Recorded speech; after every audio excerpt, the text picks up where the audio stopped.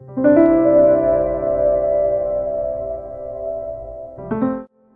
मित्रांनो, सुस्वागतम. घरोघरी मातीच्या चुली या मालिकेच्या आजच्या भागामध्ये ऐश्वर्या ही नानांना मुद्दाम बाहेर घेऊन येते आणि मनात म्हणत असते की जर आता या इंचा माझ्यावरचा जो राग आहे तो जर घालवायचा असेल तर आता या म्हाताऱ्याची काळजी घेण्याची ऍक्टिंग मला करावीच लागेल. आणि मुद्दाम ती सुमित्रा आणि आजी जेव्हा बाहेर हॉलमध्ये बसलेले असतात तर नानांना पुढे घेऊन येते आणि नाना बघ ना, आज किती छान दिवाळीसाठी सर्वजण रेडी झालेत. सर्वत्र दिवे लागला आणि घर तर अख्खं डेकोरेशनने सजवलं आणि मस्त अंगणामध्ये रांगोळी सुद्धा काढली आणि फराळ सुद्धा छान आहे. त्यामुळे नाना, माझी पूर्णपणे खात्री आहे की तुम्ही लवकरात लवकर बरे होताल आणि छान असे आमच्या बरोबर बोलायला लागलात, हो की नाही आई? तेव्हा मात्र सुमित्रा हसते आणि ऐश्वर्यावर खुश होते.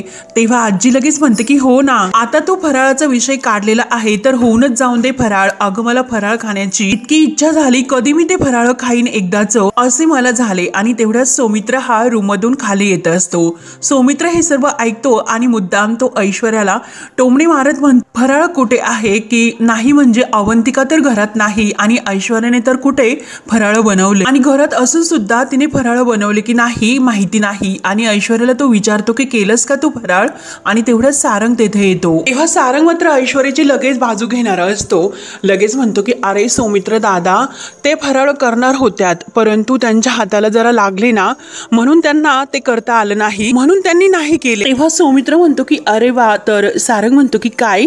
तेव्हा सौमित्र पुन्हा म्हणतो की अरे देवा, म्हणजे या दिवाळीत तर फराळ नाही तर? तेव्हा सुमित्रा म्हणते की नाही रे, आहे ना. अरे काल सगळा इतका गोंधळ झाल्यानंतर खरं तर मीच फराळ बनवायला घेतले होते आणि तेवढ्यात गुलाबराव आपल्या सर्वांसाठी फराळाचे डबे घेऊन आले. तेव्हा नाना सुद्धा ते ऐकत असतात. तर लगेच आजी म्हणते की अगं मग ताटकळत का उभे राहिलो, चला ना आपण फराळ करायला घेऊयात. आणि लगेच आजीला इतकी फराळ खाण्याची इच्छा होते. लगेच गुलाबला आवाज येते की अरे गुलाब, फराळ घेऊन ये खाण्यासाठी. तेव्हा गुलाबदादा म्हणतात की हो हो आजी, आणि लगेच फराळाचे डबे घेतात. नाना तर डोक्याला हात लावून असे वैतागले सारखे दिसतात. तेव्हा सौमित्र हे सर्व बघतो आणि नानांजवळ येऊन बसतो. नानांना विचारतो की नाना, आता बरं वाटतंय ना? नाना, हो तुम्हाला असं शांत बघण्याची सवय नाही हो. मला खात्री आहे की नाना तुम्ही लवकरच बोलता. आणि ऐश्वर्याकडे बघत तो म्हणतो की नाना, ज्या दिवशी बोलताना तो दिवस नक्की लक्षात ठेवण्यासारखा असेल. अगदी रागाने तो ऐश्वर्याकडे बघत असतो परंतु ऐश्वर्या मात्र भामटी होते. तेव्हा सौमित्र लगेच उठतो आणि नानांची जी काही ऐश्वर्याने खुर्ची धरलेली असते नानांना घेऊन येत असते तर तिच्या हातातून तो घेतो आणि नानांना आपल्या हॉलमध्ये नेतो. ऐश्वर्याचा मात्र पूर्णपणे असा तिळपापड होत असतो. त्यानंतर मात्र इकडे जानकी ही आपली लक्ष्मीपूजनासाठी खूप छान तयार होते आणि ऋषिकेश अगदी गजरा घेऊन तिच्यासाठी खुश येतोच. तेव्हा जानकी ही ऋषिकेशला खुशून म्हणत असते की अहो ऋषिकेश, आता हे सगळे खर्च आपल्याला परवडणार नाही हो. कशाला केला तुम्ही इतका खर्च? का आणले इतके गजरे? तेव्हा ऋषिकेश म्हणतो की अगं जानकी, तू माझी लक्ष्मी आहेस आणि सणासुदीच्या दिवशी माझ्या लक्ष्मीचं रूप अगदी खुलून दिसायला हवं. अगदी प्रेमाने तो गजरा तिच्या हातात द्यायला लागतो. तेव्हा जानकी सुद्धा अगदी प्रेमानेच म्हणते, एवढ्या प्रेमाने गजरे तर आणलेच परंतु माझ्या नवऱ्याला मात्र काही कळत नाही, कारण तिला ते गजरे ऋषिकेशच्या हाताने आपल्या केसात माळून घ्यायचं असतं. ऋषिकेशला तर हसू येतं कारण त्याला सुद्धा माहिती असतं की आपल्याच हाताने आपल्या जानकीला गजरा हा लावायचा असेल. तेव्हा तो सुद्धा आपल्या जानकी जवळ येतो आणि जानकी त्याच्याकडे पाठ करते आणि आपल्या हाताने तो जानकीच्या केसामध्ये गजरा माळतो. तेव्हा जानकी खूपच खुश होते आणि ऋषिकेश आपल्या जानकीला प्रेमाची मिठी मारतो. अगदी दोघे एकमेकांच्या मिठीत अगदी खुश असतात आणि लक्ष्मीपूजनासाठी खूप छान तयार होतात. त्यानंतर इकडे रणदिव्यांच्या फॅमिलीमध्ये असे पाहायला मिळते, सर्वजण गुलाबने आणलेला तो फराळ असतो म्हणजे जानकी वहिनीने दिलेला, तर ते फराळ खाण्यासाठी डायनिंग टेबलवर बसतात. तर गुलाब अगदी प्रेमाने त्यांना ते फराळ वाढतो.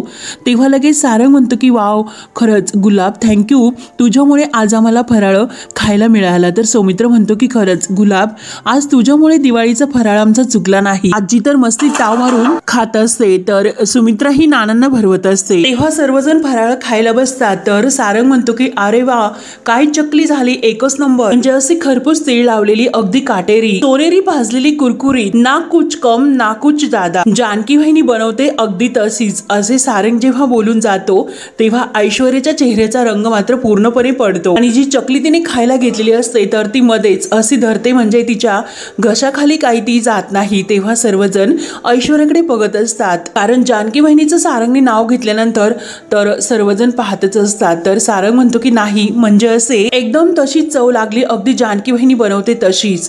तेव्हा ऐश्वर्या लगेच ते चकली न खाताच तेथे ठेवून देते. आजी म्हणते की हो ना, कानोले सुद्धा अगदी तसेच झालेत, अगदी आपल्याप्रमाणे. म्हणजे तिला असे म्हणायचे असते की जानकी बनवते तसेच, परंतु ती मुद्दाम म्हणते की अगदी आपल्याप्रमाणे आपण करतो तसे, म्हणजे उगीच खुळखुळे असे नाहीत. तेव्हा सारंग म्हणतो की खरंच वाव. आणि ऐश्वर्या चिवड्याचा घास घेऊन खायला लागणार, तो सारंग म्हणतो की अरे गुलाब, चिवडा सुद्धा खूप मस्त झाला, ऐश्वर्या खाऊन बघा चिवडा कसं झालं तो. म्हणजे डाळ दाणे कापलेलं खोबरं अगदी कुरकुरीत, आणि खाताना कसा कानामध्ये कर्र असा आवाज येतो. सुमित्रा सुद्धा त्या नाश्त्याची टेस्ट घेते. नाना सुद्धा अगदी खात असतात आणि त्यांना सुद्धा आपल्या जानकीची आठवण येते.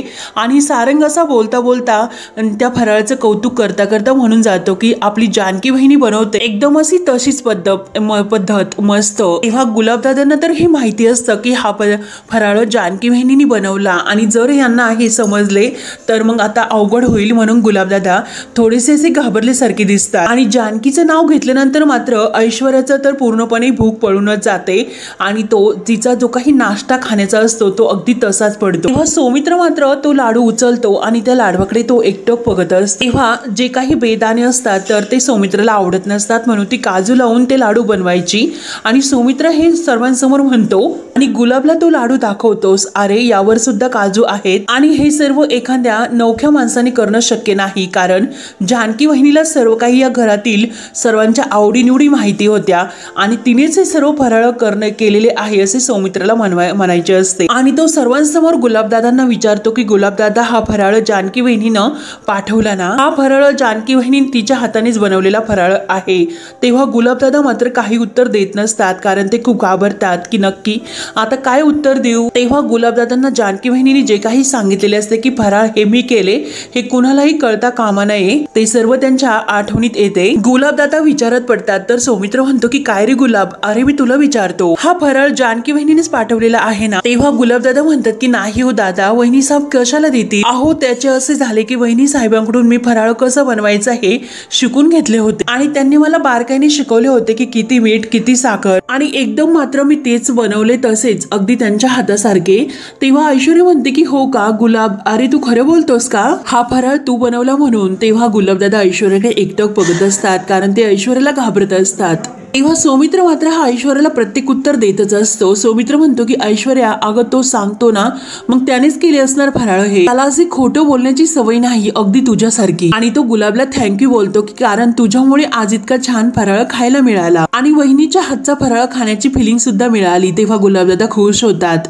ऐश्वर्या मात्र इतकी जळत असते, कारण तिला जानकीचं कौतुक काही देखवत नसतं आणि ऐकवत सुद्धा नसतं. सारंग सुद्धा तेच म्हणतो की हो ना रे गुलाब, अगदी जानकी वहिनीच्या हातची चव लागली, आणि असं वाटतं की वहिनीच आग्रह करते की काय. तेव्हा ऐश्वर्या लगेच ते फराळाचं ताट बाजूला लोटते, आणि सारंग हे बघतो. सौमित्र मस्त दिमागात ऐश्वर्याकडे बघत तो लाडू खाता असतो. तेव्हा मात्र ऐश्वर्या रागाने गुलाबकडे बघत असते. गुलाबचं ऐश्वर्याकडे लक्ष जातं, आणि तो घाबरतच म्हणतो की मी सर्वांसाठी पाणी घेऊन येतो, म्हणून धावतच तो किचन मध्ये जातो. नाना आणि सुमित्रा मात्र हे सर्व अगदी शांतपणे ऐकत असतात. तेव्हा ऐश्वर्याच्या मनात इतका जानकीचं नाव घेतल्यानंतर जळफळाट होतो की सतत वहिनी वहिनी.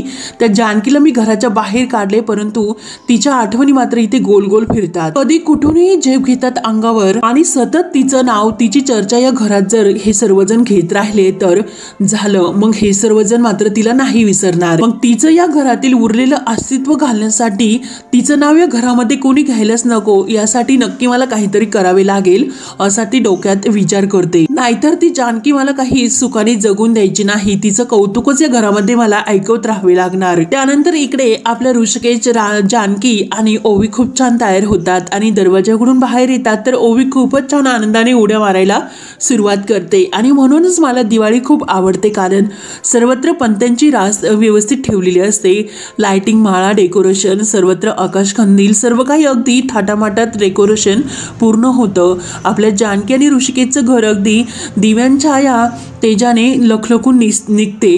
तर ओवी खूप छान आनंदाने उड्या मारते, आणि ऋषिकेश जानकी सुद्धा खूप छान ओवी बरोबर आपली दिवाळी सेलिब्रेट करतात। तेव्हा जानकी सुद्धा अगदी खुश म्हणते की हो ना, आणि गोल गोल गिरक्या ती ओवीला घेत म्हणते की अगं हा सर्व उत्साह, चैतन्य, दिव्यांची आणि अगं दारातील रांगोळी म्हणजे दिवाळी। आपण एकत्र फराळ करतो ती असते दिवाळी, आणि आपल्या माणसांची सोबत म्हणजे दिवाळी। ऋषिकेश हा जानकी आणि ओवीला मिठीत घेतो आणि मग प्रेमाने म्हणतो की आमचा कंदील दारामध्ये खंदील लागला म्हणून दिवाळी दिवाळी, आणि माझ्या दोन्ही लक्ष्मी दारात हसत उभे आहेत म्हणून दिवाळी दिवाळी आहे। अगदी खुश कणकणून हसतात। जानकी खुश होऊन ओवीला हॅपी दिवाळी बोलते आणि ऋषिकेशला सुद्धा। तेव्हा ऋषिकेश सुद्धा अगदी खुश होऊन म्हणतो की दिवाळीच्या खूप खूप खूप खूप शुभेच्छा। बरे चला आता लक्ष्मीपूजन करून घेऊयात म्हणून सर्वजण त्या तिघे आतमध्ये जातात। लक्ष्मींची व्यवस्थित पूजा मांडलेली असते, तर इकडे रणदिव्यांच्या घरामध्ये सुद्धा खूप छान लक्ष्मीपूजनाला सर्वजण तयार होतात। आपली अवंतिका सुद्धा तेथे आलेली असते, ती सुद्धा खूप छान नटते कारण तिच्या हाताने आजही लक्ष्मीपूजन पार पडणार असते। तेव्हा मात्र ऐश्वर्या ही अवंतिकाला बघून अगदी जळत असते आणि तिला असं वाटत असते की आता ही जानकी नाही तर अवंतिका या घरातील हे स्थान घेते। खूप छान सर्वजण अगदी तयार होऊन लक्ष्मीपूजन मांडतात।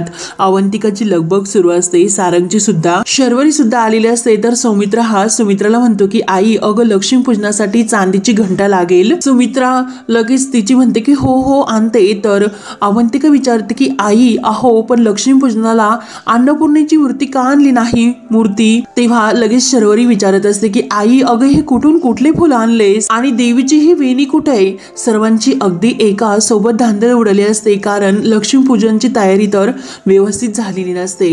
सर्वजण सुमित्राला हे आई ते आई असे विचारत असतात कारण यामागे तर जे काही करायची तर ते आपली जानकी करायची म्हणून सुमित्राच्या काही असे आठवणीत राहत नाही। सारंग सुद्धा विचारतो की आई अगं महालक्ष्मीच्या प्रसादाला काय ठेवतात ते तर सांग। तेव्हा शर्वरी म्हणते की अरे प्रसादाचं काय घेऊन बसलास, इकडे अजून वेणी सुद्धा देवीची आलेली नाही, अरे अगोदर पूजा आणि मग प्रसाद। तेव्हा सारंग म्हणतो अगं तू घेऊन यायची ना, आली फक्त तयार होऊन फुलं घेऊन यायची। तेव्हा सर्वांचा एका सोबत एका आवाजात गोंधळ उडलेला असतो। सुमित्राला नक्की आता कुणाला उत्तर द्यावे हे नाही समजत। ती म्हणते की अरे जरा शांत राहा, सर्वांनी एका सोबत लगेच प्रश्न विचारू नका, किती आवाज किती गोंधळ। दरवर्षी आपल्याकडे लक्ष्मीपूजन असते परंतु इतका आवाज आणि इतका गोंधळ नसतो, आणि काय हे? तेव्हा शर्वरी म्हणते की दरवर्षी सर्व काही नीटनेटकं ठेवलेलं असतं, हळद कुंकू फुलं अगदी हाताशी ठेवायची जानकी वहिनी। तेव्हा सर्वांना अगदी जानकी वहिनीची आठवण होत असते। अवंतिका आणि सुमित्रा लगेच शर्वरीकडे बघत असतात आणि सारंग सुद्धा। तेव्हा सुमित्रा म्हणते की चला अवंतिका सौमित्र चला आता पूजा सुरू करा, आरती करा आणि देवीला नैवेद्य दाखवा। आणि जेव्हा सर्वजण हात जोडतात तर त्या क्षणाला घरातील लाईट बंद होते। तेव्हा सुमित्रा म्हणते की अगं बाई आज हे काय, नेमकं लाईट गेली नेमकं लक्ष्मीपूजनाच्या वेळेस। तेव्हा शर्वरी म्हणते की आजच लाईट जायला हवी होती का, आणि जेथील मेणबत्ती घेते आणि त्याचा दिवा लावते। सुमित्रा म्हणते की ऐन लक्ष्मीपूजनाच्या वेळेस अंधार, तर आजी म्हणते की अगं आता मग फोटो कसा काढायचा? तेव्हा सारंग म्हणतो की आजी अगं जरा थांब, आणि तेवढ्यात बाहेर लाईट बिलवाला आलेला असतो आणि तो घरात कोणी आहे का आवाज देतो। तेव्हा सुमित्रा म्हणते की आता या वेळेला कोण आले असणार, म्हणून बाहेर सर्वजण पाहण्यासाठी येतात। नाना मात्र आपले तेथे लक्ष्मीपूजनाच्या ते देवघरातच बसलेले असतात, इकडे तिकडे बघतात, त्यांना सुद्धा आपल्या जानकीची आठवण होते। आणि तेवढ्यात सर्वजण बाहेर आल्यानंतर सौमित्र त्या लाईटवाल्या माणसाला विचारतो की आपण कोण? तेव्हा तो लगेच म्हणतो की संपतराव माने, मी इलेक्ट्रिकच्या ऑफिसकडून आलेलो आहोत गेल्या काही दिवसापासून। तेव्हा लगेच सुमित्रा म्हणते की अगो बाई म्हणजे तुम्हीच आमची वीज कापली की काय? तेव्हा तो संपत माने म्हणतो की हो हो। सुमित्रा विचारते की का? तर लगेच तो माणूस म्हणतो की तुम्ही बिल भरलेले नाही म्हणून। जानकी म्हणते की काय बिल भरले नाही, आणि सारंगला विचारते की सारंग काय हे काय म्हणतात हे? तेव्हा सारंग म्हणतो की नाही अगं, आणि तो ऐश्वर्याकडे बघत असतो। ऐश्वर्या विचारते की काय हो सारंग तुम्ही माझ्याकडे का बघतात, मला काय माहिती की बिल कोण भरतो घरामध्ये? तेव्हा सारंग लगेच म्हणतो की जानकी वहिनी। तेव्हा मात्र लगेच ऐश्वर्याचा चेहरा पडतो, मात्र सौमित्र लगेच म्हणतो की खरंच काय रात्र आहे, घरची लक्ष्मी तिला घराच्या बाहेर काढले, तिच्या जाणाऱ्या पावलांनी घरातील दिवाळी सुद्धा गेली, उरला तो फक्त अंधार। तेव्हा मात्र सुमित्रा लगेच म्हणते की सौमित्र अरे काय बोलतोस हे? तेव्हा सौमित्र म्हणतो की अगं आई ऐन दिवाळीत घरात लाईट सुद्धा नाहीत, अगं देवी समोर ठेवायला फराळ नाही, नशीब गुलाबराव आपल्यासाठी ते फराळ घेऊन आला आणि त्यात तुळशीला कोणीतरी पाणी घालून गेलं, नाही तर तिचं सुद्धा काही खरं नव्हतं, घरातील लक्ष्मी रुसली आणखीन काय होणार? असणार तेव्हा मात्र आपल्या जानकीची बाजू घेऊन सौमित्र आज सर्वांना तिची आठवण करून देत असतो आणि तिच्या या घरात काय मध्ये असे लक्ष्मीचं स्थान आहे हे दाखवतो। ऐश्वर्याला मात्र हे सर्व न ऐकावसे असे होते। ती लगेच सौमित्राला म्हणते की बास सौमित्र, बास झाले, पुरे आता बास झालं। या घरातील लक्ष्मी मी आहे आणि मी तर अजून सुद्धा इथेच आहे। मी आहे लखलखाट, सगळ्यांचे डोळे दिपतील असा इतका उजेड मी या घरात करेल, कळलंय का? आणि सारखं आपलं जानकी जानकी जानकी करत असतो आणि त्या लाईटवाल्या माणसाला म्हणते की तुम्ही 1 मिनिट थांबा, मी आलेच, आणि डायरेक्ट ती देवघरात जाते। लक्ष्मी पूजनासाठी जे काही पैसे ताटत ठेवलेले असतात तर त्यातीलच पैसे हिसक्याने उचलते। नाना हे सर्व पाहतात आणि नाना सुद्धा हात झटकतात की काय ह्या बाईचं वागणं। तेव्हा ऐश्वर्या लगेच तडक बाहेर येते आणि किती बिल झालं होतं असे तोऱ्यातच विचारते। तेव्हा तो माणूस म्हणतो की 9,000। तेव्हा लगेच तो बंडल त्याच्या हातात देते आणि जे काही उरलेले पैसे असतील ते तुम्हालाच ठेवा दिवाळीसाठी आणि आत्ताच्या आत्ता सिस्टीममध्ये अपलोड करायचा आणि आत्ताच्या आता लगेच सगळ्या लाईट ऑन्स करायच्या। आम्ही रणदेवे आहोत आणि तेवढं जर तुम्हाला पुरेसं नसेल की सांगा, विखे पाटलांना फोन करू का? तेव्हा तो माणूस म्हणतो की नाही नाही आणि सारंग तर लगेच रुबाबात हसतो सुद्धा आणि लगेच त्या बिलाची पावती त्यांच्या हातात देतो। आता मी चालू करतो, परंतु पुढच्या वेळेस मात्र इतकं लेट करू नका, वेळच्या वेळी बिल भरत राहा। थँक्यू बोलून तो माणूस तेथून निघून जातो आणि ऐश्वर्याच्या तोऱ्याचा या वागण्याचा सर्वांना मात्र राग येतो। ऐश्वर्या तोऱ्यात सौमित्राला म्हणते की कळलं का, प्रत्येक गोष्टीवर उपाय हा असतो, कोणा वाचून कोणाचं काही अडत नाही असे सौमित्राला जेव्हा उत्तर देते तेव्हा सारंगला मात्र आपल्या ऐश्वर्याचा अभिमान वाटत असतो। ऐश्वर्या सौमित्राला म्हणत असते की 1 मिनिट आता लाईट येतील आणि सर्वत्र लख प्रकाश होईल। तेव्हा अवंतिका पुढे येते। अवंतिका म्हणते की काय ग ऐश्वर्या, पण तुझ्या डोक्यात मात्र कधी प्रकाश पडणार ग? अगं उगाच सर्वांसमोर मोठेपणा दाखवण्यासाठी तू आयटीत जाऊन त्या माणसाला पैसे दिलेस। अगं पण लक्ष्मी पूजनाला लक्ष्मी खर्चायची नसते, ती उलट घरी येऊन द्यायची असती, इतकी बेसिक अक्कल सुद्धा तुला नाही का? तेव्हा सौमित्र म्हणतो की अगं अवंतिका, तसे संस्कार असावे लागतात, म्हणून आता ऐश्वर्याचा त्यांनी चांगलाच पाणउतारा केलेला असतो। सौमित्र पुढे म्हणतो ऐश्वर्याकडे बघत, अगं ते संस्कार आपल्या जानकी वहिनीकडे होते आणि आईला म्हणतो की आई, जरीही तू जानकी वहिनीला घराच्या बाहेर काढले असते तरी सुद्धा तिचा या घरावरील प्रभाव कोणीही कमी नाही करू शकत, ही गोष्ट लक्षात ठेव। अगं दिवाळी नंतर सुद्धा पूजावं अशी लक्ष्मी तीच होती आणि तीच आहे आणि त्याच वेळेस जानकी वहिनीचं जेव्हा लक्ष्मी आहे म्हणून नाव घेतलं जातं तर घरामध्ये लक्कसा लाईट येतो आणि सौमित्र ऐश्वर्याकडे बघत तिला म्हणतो की सत्य आहे आणि आपल्या हातातील मेणबत्ती तो आपल्या म्हणजे तोंडाने ऐश्वर्याकडे बघत फुंकतो आणि विझवतो। ऐश्वर्याचा खूपच जळफाट होतो, परंतु सुमित्राला मात्र चांगला असा आज चाणक्य सौमित्र आणि अवंतिकाने घडवलेला असतो। काही न बोलता सुमित्रा, अवंतिका आणि सौमित्र आज जातात, आजी आणि शर्वरी सुद्धा। त्यानंतर इकडे मात्र आपल्या जानकी, ऋषिकेश आणि ओवीनं खूप छान असं लक्ष्मीपूजन मांडलेलं असतं। अगदी मनोभावाने आपली जानकी लक्ष्मी पूजेची ही पूजा करते, जे काही पैसे आपल्या ऋषिकेशला मिळालेले असते त्याची सुद्धा पूजा होते आणि जो काही सौमित्राने देवघर आणून दिलेले असते त्याच्यात आपल्या लक्ष्मीचा आणि गणपती बाप्पांचा फोटो मस्त ठेवलेला असतो त्याची पूजा होते आणि मनोभावाने सर्वजण प्रार्थना करतात। तर जानकी दिवी आईला म्हणते, हे लक्ष्मी माते, दिवे लावून फुलं सजवून धूप लावू, दिव्यांची आरस करू, तुझं प्रसन्न हे चेहऱ्यानं स्वागत करणं मात्र आमच्या हातात आहे आणि ते अगदी आम्ही मनापासून करतो, तुझा आशीर्वाद कायम आमच्या पाठीशी असून दे। आणि देवीची मस्त ते आरती करतात। इकडे सुद्धा रणदिव्यांच्या घरामध्ये सौमित्र आणि अवंतिकाच्या हाताने आरती होते, पूजा होते आणि लखलखाट असं लक्ष्मीचा वास तेथे दरवळतो। इकडे आपल्या जानकीच्या घरामध्ये साक्षात असं लक्ष्मीचा वास निर्माण होतो। मनोभावाने अगदी ती पूजा करते आणि देवीला प्रार्थना करते। लक्ष्मीच्या रूपाने समृद्धी, सरस्वतीच्या रूपाने शहाणपण आणि अन्नपूर्णेच्या रूपाने सर्वांची पोट भरण्याची कला माझ्या ठाई राहून दे आई। या घरामध्ये सर्वांना सुख समृद्धी भरभराट दे आणि आई तुझी कृपा सर्वांवर असून दे अशी देवीला प्रार्थना मनोभावाने कर। आई आणि नाना यांची तब्येत सुद्धा व्यवस्थित राहून दे, या दोन्ही घरांना एकत्र जोडून ठेवण्याचं बळ मला दे, तुझी कृपा अशीच आमच्यावर राहून दे आई, अशीच राहून दे। नैवेद्य सुद्धा हा देवीला मस्त दाखवलेला जातो आणि तेवढ्यात ओवी म्हणते की आई अगं मला चकली। तेव्हा जानकी म्हणते की ओवी अगं थांब, देवीला नैवेद्य दाखवून दे आणि सर्वजण देवीला मनोभावाने हात जोडून प्रार्थना करतात आणि दर्शन घेतात। तर लगेच ओवी चकली उचलते आणि जानकीला भरवायला घेते।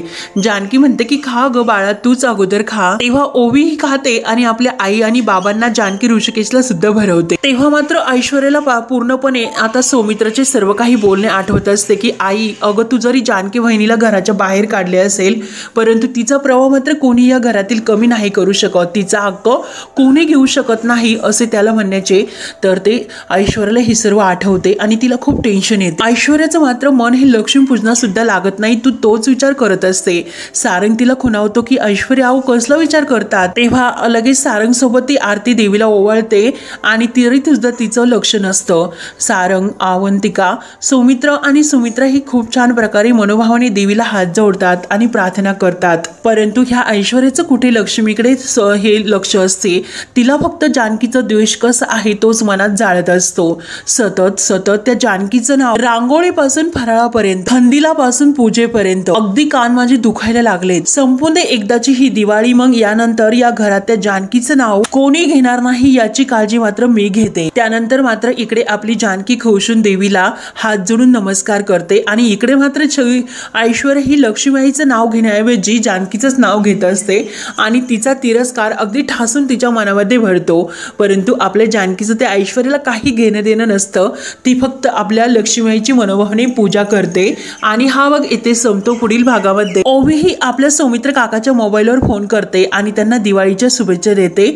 सर्वजण तेथेच असतात आणि सारंग काकालाही ओवी म्हणते की सारंग काका, अरे दिवाळीच्या तुला खूप खूप शुभेच्छा. तेव्हा ऐश्वर्या म्हणते की आपण त्यांना शुभेच्छा कशाला द्यायच्या, आपला त्यांचा काय संबंध. तर ऋषिकेश हे सर्व ऐकतो. तेव्हा ऋषिकेश सुद्धा म्हणतो की शुभेच्छा ज्या लोकांना देतात, जे लोक आपले असतात, आपले वाईट चिंतणाऱ्या शुभेच्छा देऊन काही उपयोग नाही. तेव्हा जानकी ओवी हे झोपायला घेतात. तेव्हा ऋषिकेश ओवीला झोपी लावत असतो. तेव्हा जानकी ऋषिकेशला म्हणते की तुमच्यातील बाप मात्र जिंकला, परंतु तुमच्यातील मुलगा आणि भाऊ तेही जिंकायला हवेत असे नाही का वाटत तुम्हाला. तेव्हा ऋषिकेश म्हणतो की सॉरी जानकी, पण माझं मन इतकं मोठं नाही, कारण मी ऋषिकेश आहे, जानकी नाही. तेव्हा जानकीला खूप वाईट वाटते, कारण तिला असे वाटते की आपल्या ऋषिकेशने मोठ्या मनाने त्यांना माफ करावे. तेव्हा आता पुढे काय काय होत राहणार हे बघण्यासाठी आपल्या चॅनलला नक्की सबस्क्राईब करत राहा. धन्यवाद.